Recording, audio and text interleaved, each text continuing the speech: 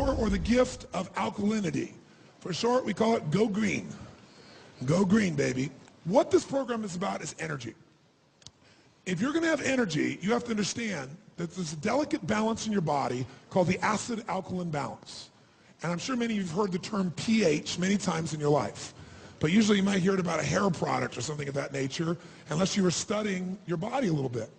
But just as your body has to regulate its temperature, ideally at what temperature? 98.6, right?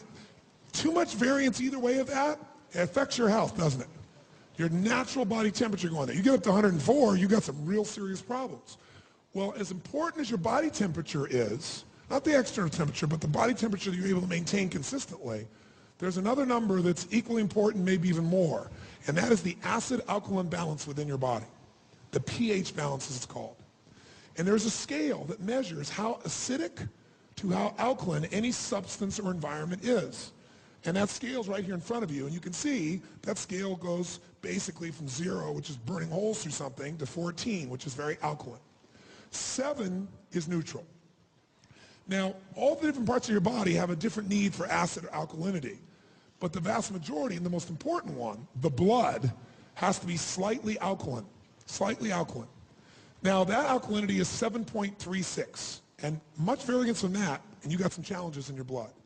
Now, you can measure that directly with tests, but you can also measure your urine, or you can also measure your saliva.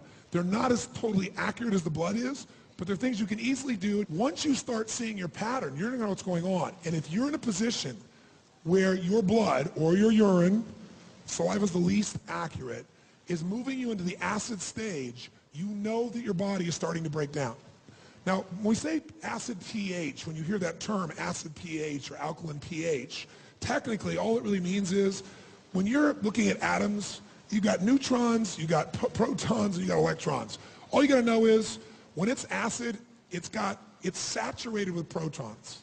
When it's alkaline, there's lots of electrons, and those electrons have the impact of creating an environment in which oxygen can be very rich.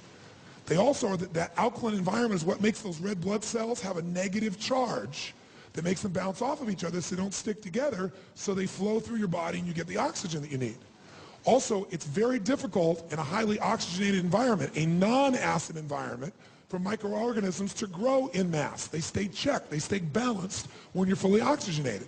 But when your bloodstream gets acid, it's like putting out the pollution and wondering why the rats show up. So alkalinity has got to be a major focus, and it's very easy to get yourself to stay alkaline, but you got to think the power of alkaline, and the short term we have for that is go green. If you're overweight, how many of you here have worked out really hard but still can't seem to get those last 10 or 15 pounds or 5 pounds away? How many have had this experience? Raise your hand. Say aye. A lot of people say, oh, it's my metabolism. Well, that would be true to some extent, but a lot of people work out like crazy. They still don't seem to be getting the result. When your body is extremely acidic, you don't get as much oxygen. When you don't get as much oxygen, everything slows down, including the metabolism, even though you're working out. In addition, as you work out, if you work out hard and you're working out in an anaerobic way, you're building even more what? Who knows? Even more acid.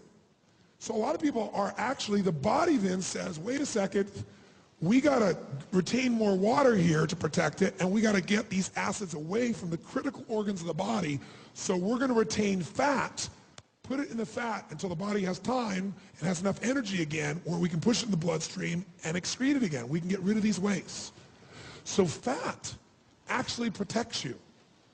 A lot of people, by the way, are in much worse shape when they're skinny than when they're fat, when they're toxic, because the people that are overweight very often have more of a buffer to deal with some of those acids.